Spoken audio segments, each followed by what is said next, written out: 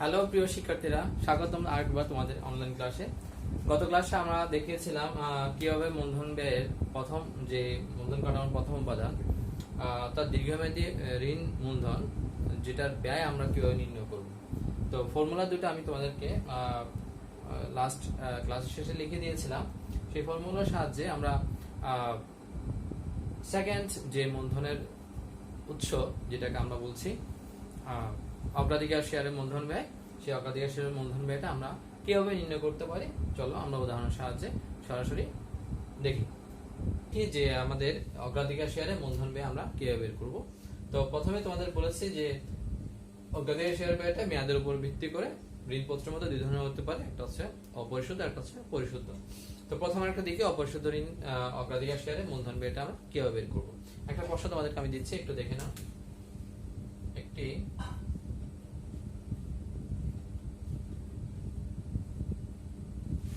কোম্পানির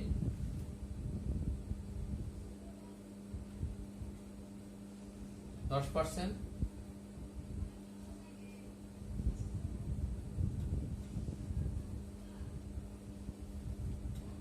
অভিহিত মূল্য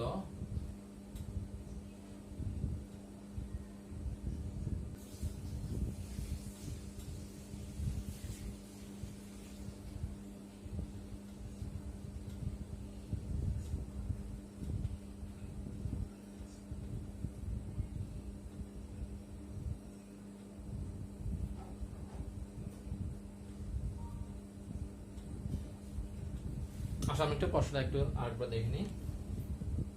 একটি কোম্পানি 10% অগ্রাধিকার শেয়ারের অভিহিত মূল্য হচ্ছে বা লিখিত মূল্য হচ্ছে 1000 টাকা, যা ইস্যু করা হয় 10% অধিহারে।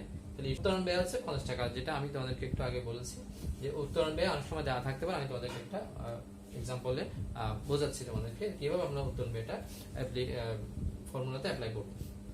তো একটু দেখো যে ফর্মুলাটা একটু দেখো তোমাদের, আমি একটু আগে লিখে দিয়েছি। Cost of preference share formula হচ্ছে ডিপি, অর্থাৎ dividend of preference share divide by net sales value into 100। এখানে আমরা একটু দেখো ডিভিডেন্ড আমরা বের করব। তোমরা সাইড নোট দিয়ে এগুলো লিখে দিও। ডিপি হচ্ছে অগ্রাধিকার শেয়ারের লভ্যাংশ, এটা বের করে আমরা লিখিত মূল্যের উপর 10%। তাহলে 1000 টাকা 10% হচ্ছে কত? 100। আর বলছি এখানে কোনো করের হার দেওয়া থাকলেও এখানে কোনো করের হার আসবে না ফর্মুলাতে। শেয়ারের ক্ষেত্রে কোনো করের হার অ্যাপ্লিকেবল না। নেট সেলস ভ্যালু কত? ইস্যু মূল্য হচ্ছে 10% অধিহার। 1000 টাকা 10% অধিহার হলে 100 টাকা। তো কিভাবে আমরা একটু বের করবো? দেখ 1100 টাকা থেকে minus sales value 1100 minus trading cost 50 টাকা আমরা মাইনাস করব।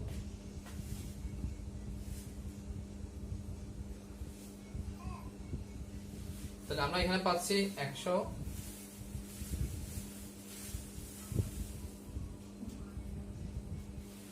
ক্যালকুলেশন করে যা আসবে সেটা হচ্ছে তোমাদের অ্যানসার। তোমরা একটু তাহলে আমরা কি দেখবো এখানে? প্রথমে অ্যানসারটা একটু বের করো, আশা করি সবাই পারবে।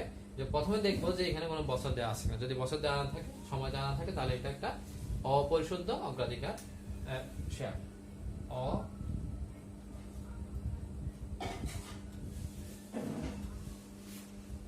অপরিশুদ্ধ অগ্রাধিকার শেয়ার। তো সেই অঙ্কটা আমরা এখন করব যদি এটা পরিশুদ্ধ অগ্রাধিকার শেয়ার হয়, সেক্ষেত্রে আমরা কিভাবে করব। তো পরিশুদ্ধ হলে এখানে একটা মেয়াদ দেওয়া থাকবে অঙ্কের যে কোনো এক জায়গায়, যে মেয়াদ 5 বছর। সেই প্রশ্নটা আমরা করব যদি মেয়াদ 5 বছর দেওয়া থাকে, তাহলে আমরা কিভাবে করব। তাহলে সেম সব ঠিক আছে, শুধুমাত্র মেয়াদ 5 বছর বলে দেওয়া আছে। সেক্ষেত্রে আমরা মূলধন ব্যয়টা আমরা কিভাবে করব তোমাদের এবার আমি এটা করে দেখাচ্ছি। তো যদি মেয়াদ দেওয়া থাকে, সেক্ষেত্রে আমরা বলেছি যে এটা অবশ্যই হয়ে যাবে তখন পরিশুদ্ধ অগ্রাধিকার শেয়ার। তো পরিশুদ্ধ অগ্রাধিকার শেয়ার ক্ষেত্রে আমরা ফর্মুলাটা অবশ্যই চেঞ্জ করব। তো ফর্মুলাটা হবে কি? ক্যাপ ইকুয়াল টু আয়ের পরিবর্তে এখানে আমরা লিখব ডিপি, যেটা আমরা আগে আয় লিখেছি এটা লিখবো আমরা এখন DP, plus maturity value minus NSB divide by N MV plus NSB by 2 into 100। তো আমরা একটু দেখো যে ডিপি মানে হচ্ছে ডিভিডেন্ড অফ প্রেফারেন্সিয়াল আমরা কিভাবে বের করব? ডিভিডেন্ড সবসময় আমরা সুদ যেমন করেছি অভিহিত মূল্য বা লিখিত মূল্যের উপর, ডিভিডেন্ডটা হবে অভিহিত মূল্য বা লিখিত মূল্যের উপর। অভিহিত মূল্য ছিল 1000 টাকা, তার 10% হবে 100 plus maturity value. Maturity value এই অঙ্কে দেওয়া নাই, খুব ইন্টারেস্টিং বিষয়। যদি প্রশ্ন দেওয়া থাকে খুবই ভালো, তখন প্রশ্নে বলে দেওয়া থাকবে যে পরিশোধ করা হবে কত টাকায় বা পরিশুদ্ধ মূল্য কত হবে সেটা বলে দেওয়া থাকবে, অবহারে, অধিহারে বা সমহারে বা সরাসরি টাকা দেওয়া থাকতে পারে। কিন্তু এই অঙ্কে কোনো পরিশুদ্ধ মূল্য দেওয়া নেই। সেক্ষেত্রে আমরা কিভাবে করবো? তো সেক্ষেত্রে আমরা করবো যেটা, সেটা হচ্ছে অলওয়েজ আমরা ধরবো অভিহিত মূল্য যা তাই ম্যাচুরিটি ভ্যালু, অর্থাৎ face value is equal to maturity value when there is no maturity value given। তো ম্যাচুরিটি ভ্যালু দেওয়া থাকলে আমরা ম্যাচুরিটি ভ্যালু ধরে নিলাম লিখিত মূল্যটাই। সো আমরা লিখবো অভিহিত মূল্যটাকে ম্যাচুরিটি ভ্যালু হিসেবে ধরবো 1000 minus net sales value. Net sales value হচ্ছে ইস্যু মূল্য, ইস্যু হচ্ছে 10% অধিহারে, তাহলে 1000 টাকা 10% অধিহার হলে 100 টাকা, তাহলে 1100 টাকা হচ্ছে আমার ইস্যু মূল্য। 1100 টাকা থেকে আমি তোমাদের একটু লিখেছি সেলস ভ্যালু হচ্ছে এখানে 1100, কিভাবে বের করেছি 1000 প্লাস 1000 এ 10%, তাহলে 1100 টাকা। আর নেট সেলস ভ্যালু কিভাবে করবো আমরা, যেহেতু আমি এগুলো আগে লিখে দিয়ে গেছি, আমি তোমাদের বিস্তারিত দেখাচ্ছি না, শুধু নেট সেলস ভ্যালুটা কিভাবে বের করবো, 1100 টাকা থেকে উত্তোলন ব্যয় 50 টাকা বাদ দেব। বড় হতে পারে ছোট হতে পারে কোনো সমস্যা নেই, মেয়াদ দেওয়া আছে 5 বছর। আর সেম কাজটা আমরা এখানে করব 1000 প্লাস 1050 ডিভাইড বাই 100। তো এই ছিল আমাদের সলিউশন। তো তোমরা আশা করি সলভ করতে পারবে, এটা অ্যানসারটা একটু বের করে ফেলো। তো আমরা আরেকবার প্রশ্নটা একটু দেখি। তাহলে প্রশ্নে দেওয়া আছে কোম্পানির 10% অগ্রাধিকার শেয়ার, এর 10% হচ্ছে ডিভিডেন্ডের হার, রেট অফ ডিভিডেন্ড। এই ডিভিডেন্ড অফ প্রেফারেন্স শেয়ার যে ডিভিডেন্ডটা থাকবে তার রেট 10%। অভিহিত মূল্য বা ফেস ভ্যালু হচ্ছে কত, আমাদের ফেস ভ্যালু হচ্ছে 1000 টাকা, ইস্যু মূল্য হচ্ছে 10% অধিহারে, এটাকে আমরা ধরবো সেলস ভ্যালু। উত্তোলন ব্যয় বাদ দিলে আমরা এখান থেকে সেলস ভ্যালু থেকে উত্তোলন ব্যয় বাদ দিলে পেয়ে যাব নেট সেলস ভ্যালু। আর মেয়াদ দেওয়া আছে এন হচ্ছে কয় বছর, এন হচ্ছে 5 বছর। এই মানগুলো বসালে আমরা অ্যানসারটা পেয়ে যাব। এই হচ্ছে তোমাদের মোটামুটি ঋণপত্র এবং অগ্রাধিকার মূলধন ব্যয়। তো আমি আশা করব তোমরা বাসায় বসে বসে নিজেরা এই দুটো বিষয়ের উপর যে পরীক্ষা বইয়ে ম্যাথগুলো আছে, যে ম্যাথগুলো বা প্রবলেমগুলো আছে সেগুলো তোমরা বসে বসে সলভ করবে, আশা করি কোনো সমস্যা হবে না। এবার আমরা দেখব যে মূলধন কাঠামোর থার্ড যে এলিমেন্ট ছিল আমাদের বা উৎস ছিল, সেটা হচ্ছে সাধারণ শেয়ার মূলধন। খুবই গুরুত্বপূর্ণ একটা মূলধন উৎস কোম্পানি। সাধারণ শেয়ারের মূলধনের ব্যয় কিভাবে নির্ণয় করবো সেটা আমরা একটু দেখি। সাধারণ শেয়ারের ক্ষেত্রে আমরা জানি যে অগ্রাধিকার শেয়ারের ক্ষেত্রে যেটা ছিল যে নির্দিষ্ট হারে একটা লভ্যাংশ দেওয়া হতো মূলধনের উপর।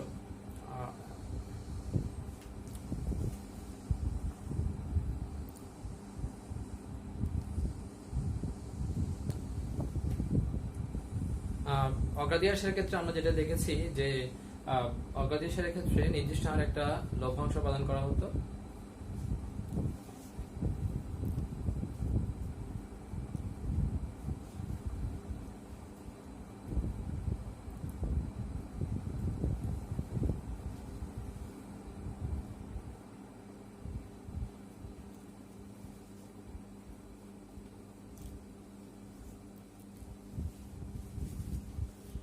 অগ্রাধিকার শেয়ারের ক্ষেত্রে আমরা দেখেছি যে মূলধনের উপর অগ্রাধিকার শেয়ারের ক্ষেত্রে দেখেছি আমরা নির্দিষ্ট হারে একটা লভ্যাংশ প্রদান করা হয়। সাধারণ শেয়ারের বেলায় সে ধরনের নির্দিষ্ট কোনো লভ্যাংশ প্রদান করা হয় না এবং লভ্যাংশ সাধারণত স্থির থাকে না। আসো দেখি একটা অঙ্ক দেখি আমরা।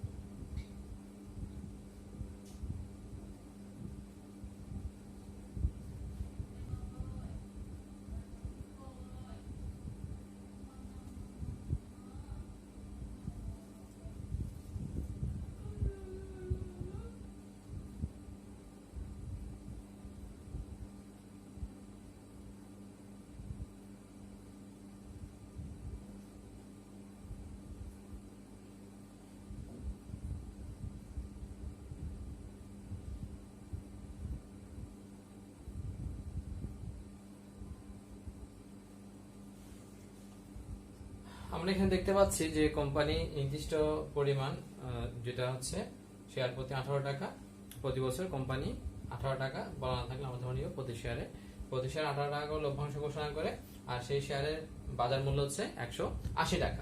তো সেক্ষেত্রে আমাদের মূলধন ব্যয় বা সাধারণ শেয়ারের মূলধন ব্যয় যদি নির্ণয় করতে বলে আমরা খুব সহজে একটা ফর্মুলার সাহায্যে বের করতে পারি।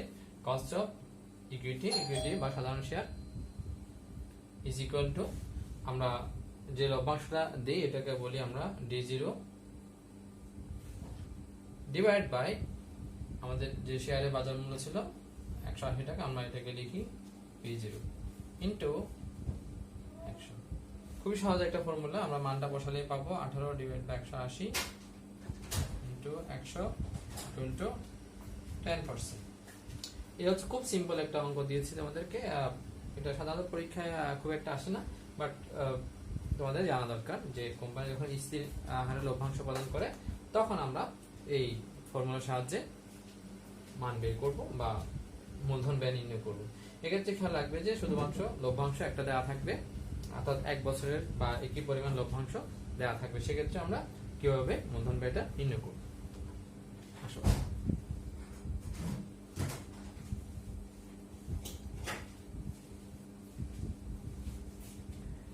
এবার কোন কোন কোম্পানি কি করে যে তোমার যে লভ্যাংশ প্রদানের, আমরা একটু আগে দেখেছি নির্দিষ্ট হারে 18 টাকা করে লভ্যাংশ ঘোষণা করেছিল, কিন্তু কোন কোন কোম্পানি চাইলে প্রতি বছর সেই লভ্যাংশটা অনেক সময় বাড়িয়ে দিতে পারে বা কমিয়ে দিতে পারে। সেই যদি বাড়িয়ে দেয় বা কমিয়ে দেয় সেক্ষেত্রে আমরা কিভাবে ওই শেয়ারের মূলধন ব্যয়টা নির্ণয় করবো, চলো আমরা একটা এক্সাম্পল সাহায্যে দেখি।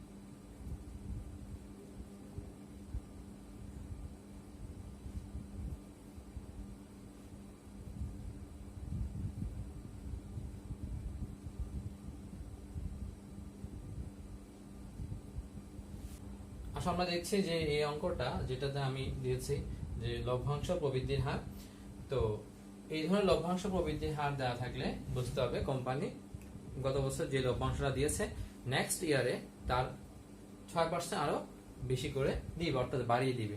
তার মানে যদি প্রবৃদ্ধির হার দেওয়া থাকে আমাদের ফর্মুলাটা চেঞ্জ হবে। কোন ফর্মুলাটা আমরা ইউজ করব একটু দেখো। KI is equal to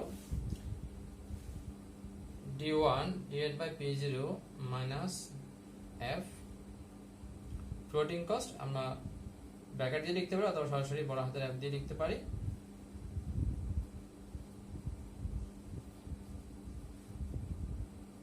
interaction.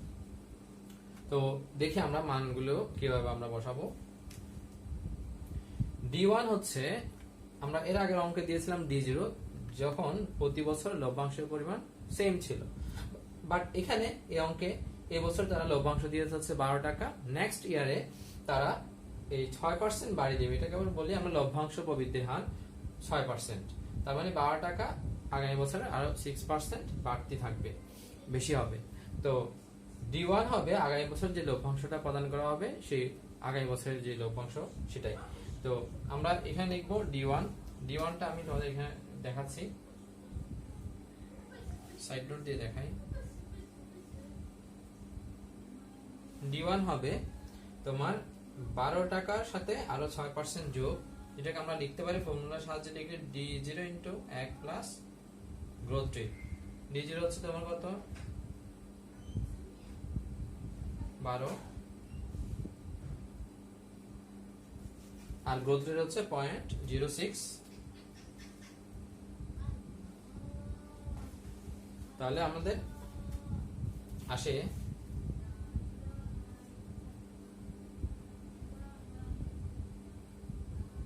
12.72 টাকা।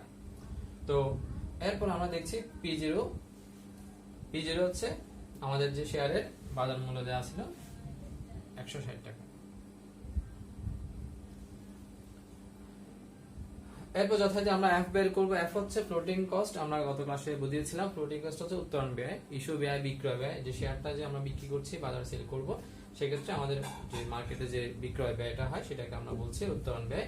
এই উত্তোলন ব্যয় হচ্ছে কত পার্সেন্ট দেওয়া আছে? 10%। এই 10%টা আমরা নরমালি যেহেতু আমাদের বাজার মূল্য দেওয়া আছে আমরা বাজার মূল্যের উপর ধরবো। আমি তোমাদের একটু লিখে দেখাচ্ছি কিভাবে লিখবো।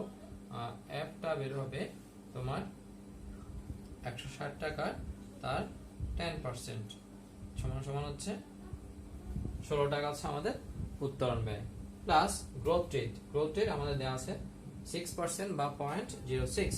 আমরা এখানে মান বসাবো।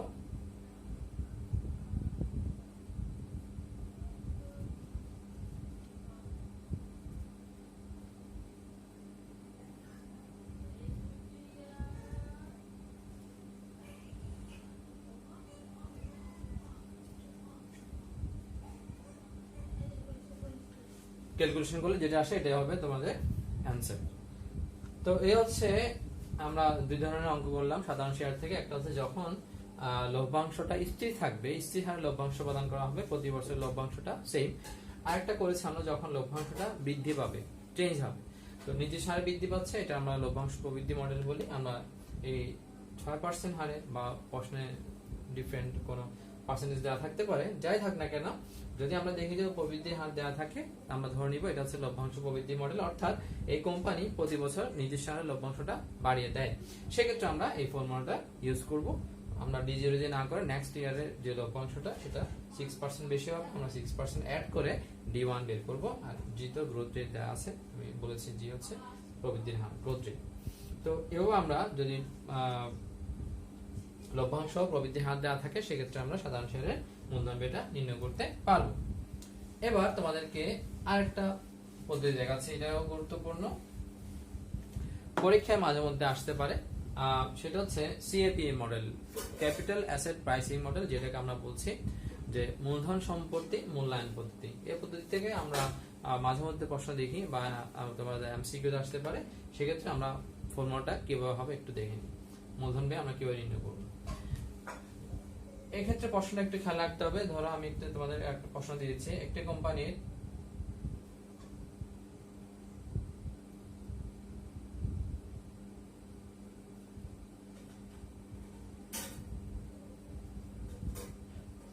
বিটা বা বিটা সহগ, যেটা দিয়ে ঝুঁকি পরিমাপ করা হয়, ধরো দেয়া আছে 0.6 বা 0.6, আমরা বিটা সহগ 0.6 বা 0.6, বাজার আয়ের হার 10% ও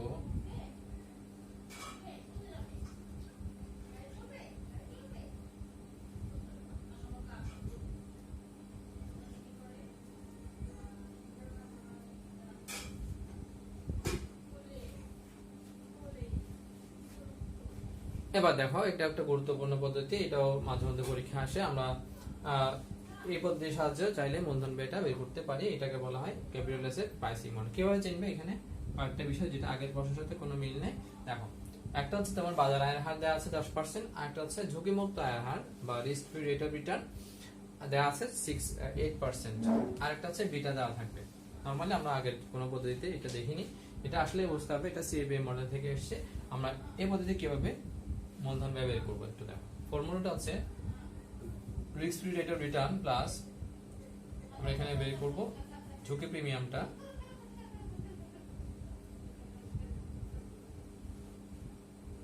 খুব সিম্পল, এটা খুব একটা সময় লাগবে না। Risk free rate of return প্রশ্নে দেওয়া আছে 8%, 0.08। আচ্ছা, তারপরে তোমাদের ঝুঁকিমুক্ত আয়ের হার দেওয়া আছে বাজার আয়ের হার, সরি RM হচ্ছে বাজার আয়ের হার। তোমাদের একটু মনে রাখার জন্য আমি বলেছি, দেখো আর এম হচ্ছে মার্কেট, এম দ্বারা মার্কেট বোঝায়, যেটাকে আমরা বলছি বাজার আয়ের হার, সেটা হচ্ছে 0.10% বা 0.1 লিখতে হবে। আর এফ আবার বলছে risk free rate of return, ঝুঁকিমুক্ত আয়ের হার হচ্ছে 0.08। ঝুঁকিমুক্ত আয়ের হার বলতে আমরা গভর্নমেন্ট যে সিকিউরিটি গুলো ইস্যু করে যে সেগুলোর আয়ের হারকে বুঝি, সেগুলো সাধারণত ঝুঁকিমুক্ত থাকে, যার ফলে আমরা ঝুঁকিমুক্ত আয়ের হার বলতে যে গভর্নমেন্ট সিকিউরিটি গুলো সেল করা হয়, গভর্নমেন্ট যে সিকিউরিটি গুলো সেল করে সেক্ষেত্রে গভর্নমেন্ট যে নির্দিষ্ট হারে লাভ দেয় সেটাকে আমরা বলছি ঝুঁকিমুক্ত আয়ের হার। আচ্ছা, এরপর আমাদের বিটা দেওয়া আছে কোম্পানির বিটা, এটা ঝুঁকি পরিমাপক।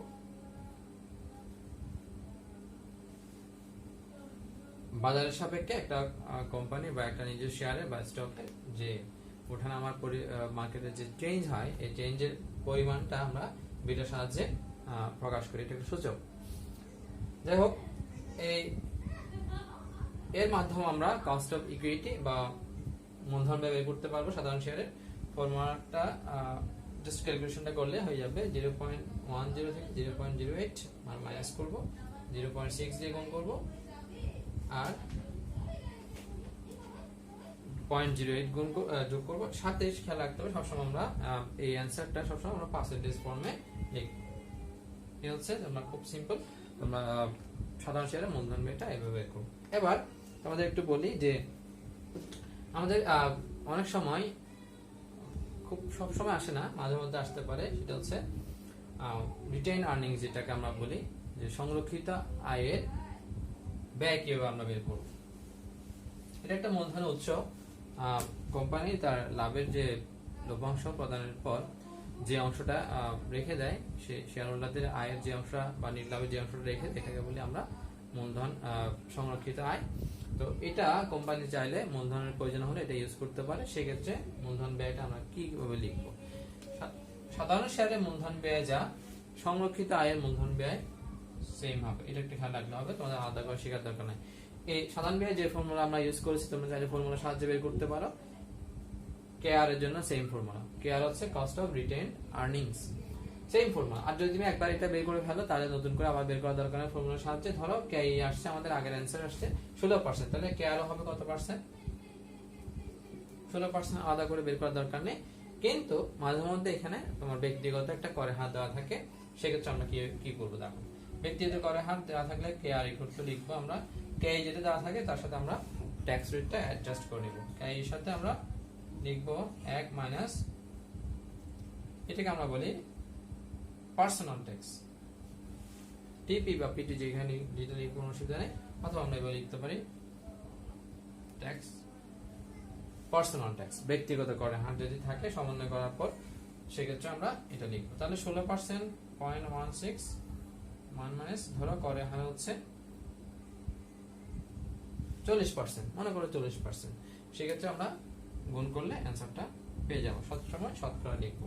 তো এই হচ্ছে আমাদের তোমাদেরকে যেগুলো আলোচনা করেছি আমি এই পর্যন্ত। একটা হচ্ছে ঋণ মূলধন ব্যয় কিভাবে নির্ণয় করবো আমরা, অগ্রাধিকার শেয়ারের মূলধন ব্যয় কিভাবে নির্ণয় করবো, তারপর হচ্ছে সাধারণ শেয়ারের মূলধন ব্যয় কিভাবে নির্ণয় করবো, সংরক্ষিত আয়, সবগুলো তোমাদেরকে দেখিয়ে দিলাম। তোমরা বাসা বেশি প্র্যাকটিস করবে। আশা করি তোমরা যদি প্র্যাকটিস করো, বইয়ে যে অঙ্কগুলো আছে এবং বিভিন্ন প্রিভিয়াস বোর্ডে যে প্রশ্নগুলো এসছে সেগুলো তোমরা বাসায় বসে করবে, আশা করি সমস্যা খুব একটা হবে না।